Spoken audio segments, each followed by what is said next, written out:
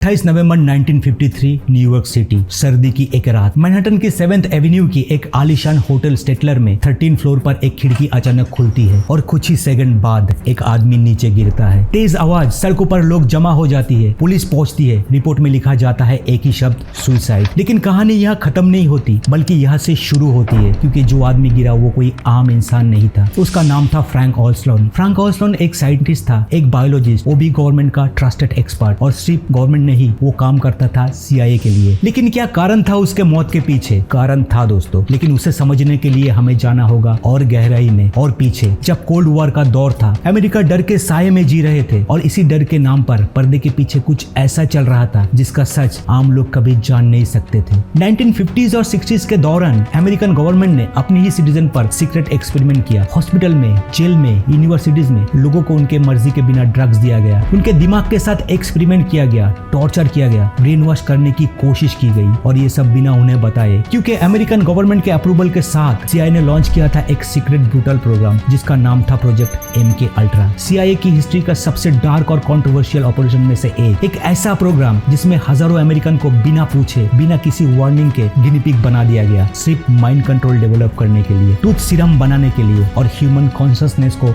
Manipulate करने के लिए। ये प्रोग्राम सिर्फ कुछ महीने तक नहीं चला, ये 20 साल तक चलता रहा कंप्लीट सीक्रेसी में। 80 से भी ज्यादा इंस्टीट्यूशन इन्वॉल्व थे, यूनिवर्सिटीज, हॉस्पिटल, जेल, सबको फंडिंग मिली, लेकिन किसी को ये नहीं बताया गया ये सब CIA के लिए हो रहा है। और जब 1975 में ये सच दुनिया के सामने आया तो लोगों को पता चला उसके साथ क्या हुआ। लेकिन सबसे शॉकिंग बात ये है, जितना हमें पता चला उससे कई ज्यादा इंफॉर्मेशन CIA ने 1973 में खुद डिस्ट्रॉय कर दी थी, जानबूझकर एविडेंस मिटाने के लिए। दोस्तों, आज इस वीडियो में हम जानेंगे MK अल्ट्रा क्या था और क्यों शुरू हुआ, CIA ने कौन सा ब्रूटल एक्सपेरिमेंट किया, कितने लोग विक्टिम बने और उसके साथ क्या हुआ। जानेंगे फ्रैंक ओल्सन की मिस्टीरियस डेथ की सच और कैसे ये सब एक्सपोज हुआ। दोस्तों, ये कहानी डिस्टर्बिंग है, शॉकिंग है, लेकिन सबसे जरूरी बात ये रियल है, और ये हमें याद दिलाते हैं जब डेमोक्रेसी में पावर को सवाल करना बंद कर दिया जाता है तो गवर्नमेंट कितनी आसानी से इंसानियत के सारे हद पार कर सकते हैं। तो चलिए शुरू करते हैं प्रोजेक्ट MK अल्ट्रा, CIA का सबसे डार्क सीक्रेट।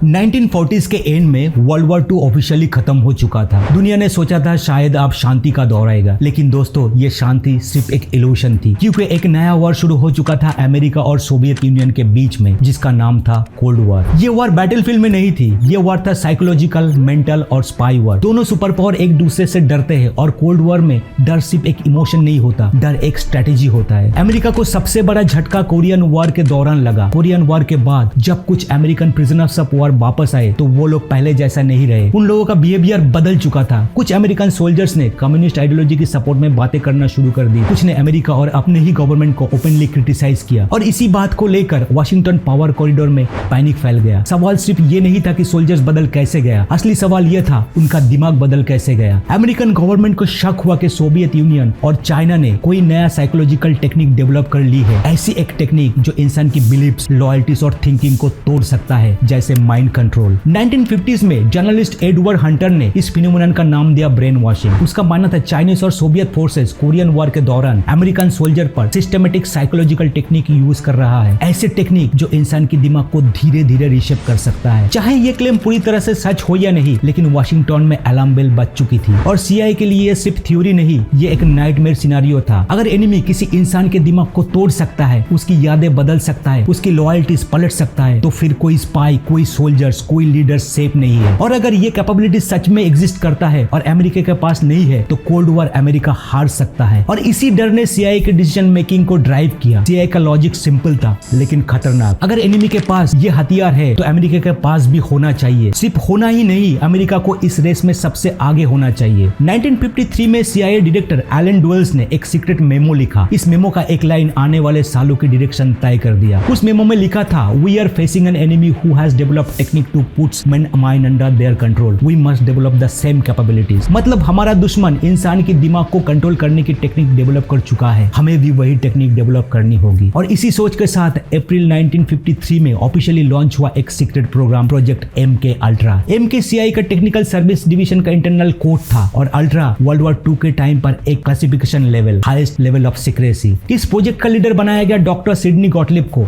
एक केमिस्ट, ज्यादा बोलने वाला इंसान नहीं था, एक्सट्रीमली नॉर्मल, नॉर्मल। सीआईए के अंदर उसका निकनेम था ब्लैक सोर्सर, क्योंकि जो एक्सपेरिमेंट वो प्लान कर रहा था वो साइंस और एथिक्स के बीच की हर बाउंड्री को तोड़ने वाले थे। गॉटलिब को दिया गया अनलिमिटेड बजट, अनलिमिटेड अथॉरिटी और एक ही मिशन, माइंड कंट्रोल डेवलप करो किसी भी तरह। सीआईए का गोल्स क्लियरली डिफाइंड था। उन्हें चाहिए था एक ऐसी ड्रग, एक ऐसी टेक्निक जो दुश्मन की जासूस को सच बोलने पर मजबूर कर सके, एनिमी लीडर्स के दिमाग को कंट्रोल करके उसे न्यूट्रलाइज कर सके, अमेरिकन एजेंट को टॉर्चर के खिलाफ मेंटली रेजिस्टेंट बना सके और एनिमी प्रोपेगेंडा से अमेरिकन सोसाइटी को प्रोटेक्ट कर सके। दोस्तों, सुनने में यह साइंस फिक्शन लगता है, लेकिन कोल्ड वॉर की पैरानोया भरे माहौल में सीआईए ने इसे बिल्कुल सीरियसली लिया था। उसका मानना था ये सब पॉसिबल है, बस एक्सपेरिमेंट करने की जरूरत है, और एक्सपेरिमेंट के लिए चाहिए होता है सब्जेक्ट, मतलब ह्यूमन सब्जेक्ट। तो सीआईए ने क्या किया, उन्होंने अपने ही सिटीजन को यूज कर लिया बिना उनके परमिशन, बिना उनके नॉलेज। 1953 से लेकर 1973 तक अगले 20 साल सीआईए ने 80 से भी ज्यादा इंस्टीट्यूशन के साथ काम किया। यूनिवर्सिटीज, हॉस्पिटल, जेल्स, 185 से भी ज्यादा रिसर्चर इस प्रोग्राम का हिस्सा बने और एस्टिमेट्स के मुताबिक हजारों अमेरिकन अननोइंगली इस डार्क प्रोग्राम का पार्ट बन गया। उन्हें पता भी नहीं चला कि उसके साथ एक्सपेरिमेंट हो रहा है। और यहाँ से एमके अल्ट्रा का सबसे स्कैरी चैप्टर शुरू होता है। अब चलिए देखते हैं प्रोजेक्ट अल्ट्रा के नाम पर एक्चुअली क्या क्या किया गया।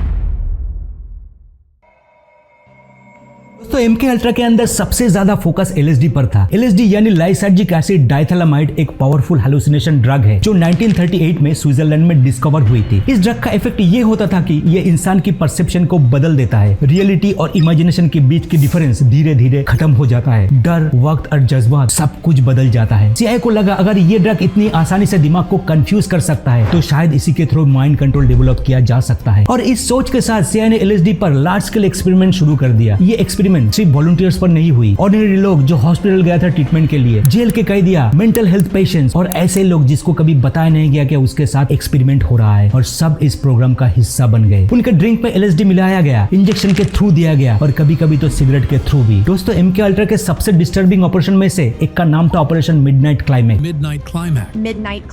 1950s और 60s के दौरान सैन फ्रांसिस्को और न्यूयॉर्क में सीआईए ने कुछ सीक्रेट अपार्टमेंट रेंट पे लिया। बाहर से ये नॉर्मल घर जैसे लगते थे, लेकिन अंदर इसे ह्यूमन एक्सपेरिमेंट लोकेशन के तौर पर यूज किया जाता था। सीआईए ने ढेर सारे प्रोस्टिट्यूट को हायर किया जो क्लाइंट को इस अपार्टमेंट में लाते थे। शराब पिलाई जाती थी और चुपके से उसके ड्रिंक में एलएसडी मिक्स कर दिया जाता था। क्लाइंट को पता भी नहीं चलता था कि उनके साथ क्या हो रहा है। इस अपार्टमेंट के अंदर वन वे मिरर लगा होते थे जिसके पीछे सीआईए एजेंट बैठकर उनका बिहेवियर ऑब्जर्व करते थे, रिकॉर्ड करते थे, और ये ऑपरेशन सालों तक चला। कितने लोग इसका विक्टिम बने इसका एग्जैक्ट नंबर आज तक किसी को नहीं पता। दोस्तों, एलएसडी एक्सपेरिमेंट सिर्फ सेफ हाउसेस तक लिमिटेड नहीं था। सीआईए ने हॉस्पिटल और यूनिवर्सिटीज के साथ भी कोलैबोरेशन किया। डॉक्टर और रिसर्चर्स को फंडिंग दी गई। मॉन्ट्रियल के एलन मेमोरियल इंस्टीट्यूट में डॉक्टर डोनाल्ड एविन कैमरन ने ऐसे ही एक एक्सपेरिमेंट किया जो मेडिकल एथिक्स के सबसे डार्क एग्जांपल माने जाते हैं। डॉक्टर कैमरन का मानना था अगर किसी की इंसान के दिमाग को कंप्लीटली ब्रेक कर दिया जाए तो उसे फिर से रीप्रोग्राम किया जा सकता है। उसका टेक्निक का नाम था साइकिक ड्राइविंग। इस टेक्निक में सबसे पहले पेशेंट्स को बार बार इलेक्ट्रिक शॉक दिया जाता था, फिर उन्हें ड्रग के जरिए बेहोश कर दिया जाता था, कभी कभी कुछ दिन के लिए, कभी कभी हफ्तों के लिए। जब वो बेहोश होते थे तब उसके कान में रिकॉर्डिंग चलाया जाती थी। उस टेप में एक ही मैसेज बार बार बजता था। कुछ पेशेंट्स को 65 दिन तक यानी 2 महीने से भी ज्यादा लगातार सुलाए रखा गया। उन्हें एलएसडी दिया गया, इलेक्ट्रिक शॉक दिया गया और उसे पूरी तरह दुनिया से काट दिया गया। रखा गया कंप्लीट अंधेरा और खामोशी में। इन पेशेंट्स को सच नहीं बताया गया। उन्हें लगा कि ये नॉर्मल साइकिक ट्रीटमेंट है। वो डिप्रेशन, एंजाइटी और छोटे मोटे मेंटल हेल्थ प्रॉब्लम के लिए हॉस्पिटल में आया, लेकिन उनके साथ जो हुआ वो ट्रीटमेंट था, वो एक्सपेरिमेंट थे और उसका रिजल्ट बहुत भयंकर था। कई पेशेंट ने अपनी पूरी मेमोरी खो चुकी थी, अपनी नाम भूल गया, अपनी फैमिली को नहीं पहचानते थे, अपनी पहचान तक खो दी। उन्हें बेसिक चीजें दोबारा सिखाया गया, बोलना, पढ़ना, लिखना, टॉयलेट करना, सब कुछ। लिंडा मैकडोनल्ड इस विक्टिम में से एक थी। वो सिर्फ पोस्टमार्टम डिप्रेशन के लिए डॉक्टर के पास गया था, लेकिन डॉक्टर कैमरन ने उस पर 102 डिग्री इलेक्ट्रिक शॉक ट्रीटमेंट दिया। इतने सीवियर शॉक के बाद लिंडा अपनी पूरी जिंदगी भूल चुकी थी। वो अपनी हस्बैंड और अपनी बच्चे को पहचान नहीं पाती थी। उन्हें अल्फाबेट दोबारा सिखाया गया, उसके लाइफ परमानेंटली डिस्ट्रॉय हो चुकी थी और ये सब सिर्फ साइंस के नाम पर किया गया। सीआईए ने जेल को भी अपनी एक्सपेरिमेंट के लिए यूज किया। कैदिया जो आइडियल सब्जेक्ट माने गए क्योंकि उसके पास रिफ्यूज करने का ऑप्शन नहीं होता था। केंटुकी के लेक्सिंगटन फेडरल जेल में 7 अफ्रीकन अमेरिकन कैदी पर एलएसडी एक्सपेरिमेंट किया गया। ये एक्सपेरिमेंट 77 दिन तक लगातार चला। हर दिन उन्हें एलएसडी दिया गया, कभी कभी डबल डोज, कभी ट्रिपल डोज। 2 महीने तक उसका रियलिटी से कनेक्शन ऑलमोस्ट खत्म हो चुका था। उन कैदियों को लालच दिया गया, कहा गया कि अगर वो पार्टिसिपेट करेंगे तो उनकी सजा कम कर दी जाएगी या फिर हेरोइन दी जाएगी, क्योंकि कई कैदी ड्रग एडिक्टेड थे, लेकिन ये उनकी मर्जी नहीं थी, ये जबरदस्ती थी, प्रेशर और ब्लैकमेल था। दोस्तों ये सब मैं अपने मन से नहीं बता रहा हूँ, ये सब डॉक्यूमेंटेड फैक्ट है। वीडियो डिस्क्रिप्शन में सारे सोर्स का लिंक दिया है, आप खुद जाके वेरीफाई कर सकते हो। दोस्तों अब आते हैं उन कहानी पर जिससे हमने शुरुआत की थी, फ्रैंक ओस्लोन की मिस्टीरियस डेथ की कहानी। एमके अल्ट्रा का सबसे शॉकिंग इंसिडेंट फ्रैंक ओस्लोन का डेथ था। उस रात न्यूयॉर्क के एक होटल के 13 फ्लोर से फ्रैंक ओस्लोन गिर गया। इनिशियल इन्वेस्टिगेशन में इसे सुसाइड डिक्लेयर किया गया और केस को क्लोज कर दिया गया, लेकिन 1975 में जब एमके अल्ट्रा एक्सपोज हुआ तब पता चला कि फ्रैंक ओस्लोन को भी बिना बताए एलएसडी दिया गया था। सीआईए के एक सीक्रेट रिसर्च सेंटर में डॉक्टर सिडनी गॉटलिब ने ओस्लोन और उसके कॉलीग्स के ड्रिंक में यूएसडी मिक्स कर दिया था। ओस्लोन का रिएक्शन बहुत सेवियर था, वो पैरानॉइड हो गया, डिप्रेस हो गया और रियलिटी से डिस्कनेक्टेड हो गया। सीआईए ने उसे न्यूयॉर्क ले गया ट्रीटमेंट के बहाने और कुछ दिन बाद वो होटल रूम से गिर गया। 1994 में ओस्लोन की बॉडी की ऑटोप्सी दोबारा किया गया, तो मेडिकल एविडेंस मिला, वो शॉकिंग था। देखा गया कि उसके स्कल पर इंजरी था और वो भी गिरने से पहले, मतलब किसी ने पहले उसे कुछ भारी चीजों से मारा फिर खिड़की से फेंक दिया, मतलब ये सुसाइड नहीं मर्डर हो सकता है। क्या सीआईए ने उसे इसलिए खत्म किया था? वो एमके अल्ट्रा के बारे में बहुत कुछ जान चुका था और वो बताने वाला था, लेकिन सच में इसका जवाब किसी को आज तक पक्का पता नहीं मिला। एलएसडी सिर्फ शुरुआत थी, सीआईए ने इसके अलावा लगभग हर नॉन सब्सटेंस ट्राई किया, जिसमें मस्कलाइन, साइलोसाइबिन, marijuana,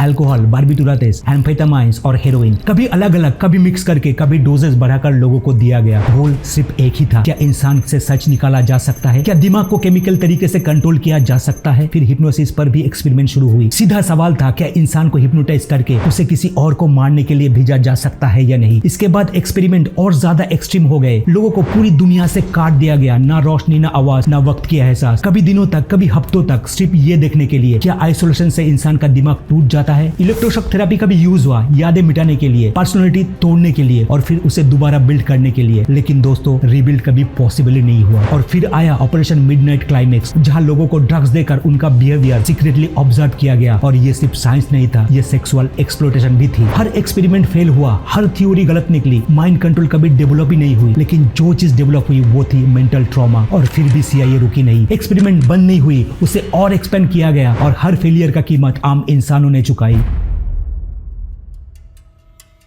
लगभग 20 साल तक प्रोजेक्ट एमके अल्ट्रा पूरी तरह से सीक्रेसी में चलता रहा। सीआईए के अंदर भी सिर्फ कुछ लोग ही जानते थे इस नाम के पीछे असल में क्या हो रहा है। 1970s में अमेरिका का माहौल बदलने लगा। वाटरगेट स्कैंडल के बाद इंटेलिजेंस एजेंसीज के ऊपर पब्लिक और कांग्रेस का प्रेशर बहुत बढ़ चुका था। सीआईए डायरेक्टर रिचर्ड हेल्म्स को अंदाजा हो गया था कि अब एमके अल्ट्रा पर भी इन्वेस्टिगेशन हो सकता है, और इसलिए 1973 में इन्वेस्टिगेशन शुरू होने से पहले चुपचाप एमके अल्ट्रा से रिलेटेड सारे डॉक्यूमेंट्स डिस्ट्रॉय कर दिए गए, फाइल्स जला दी गई, रिकॉर्ड मिटा दिया गया, हर एक एविडेंस को खत्म कर दिया गया। इसका मतलब यह था कि अब तक जो कुछ हुआ था उसका ज्यादातर हिस्सा कभी ऑफिशियली प्रूव नहीं हो पाएगा, सिर्फ कुछ फाइनेंशियल रिकॉर्ड बच पाए जो गलती से गलत जगह फाइल हो गए थे। 1974 में जर्नलिस्ट सेमोर हर्श ने न्यूयॉर्क टाइम्स में एक आर्टिकल पब्लिश किया जो सीआईए के लिए अर्थक्वेक बन गया। आर्टिकल में यह लिखा था कि सीआईए ने अपने ही सिटीजन पर इलीगल एक्सपेरिमेंट किया है। पब्लिक शॉक थी, मीडिया में हर जगह यह न्यूज आग की तरह फैल रहा था, और आखिर में कांग्रेस पर इतनी प्रेशर आया उन्हें इन्वेस्टिगेशन शुरू करनी पड़ी, और 1975 में रॉकफेलर कमीशन और चार्ज कमेटी बनाया गया, और 1977 की सेनेट हियरिंग में फाइनली सीआईए सीनियर ऑफिशियल्स और doctor Sidney Gottlieb the MK ultra का मास्टरमाइंड सामने आए। लेकिन हर एक इंपॉर्टेंट सवाल पर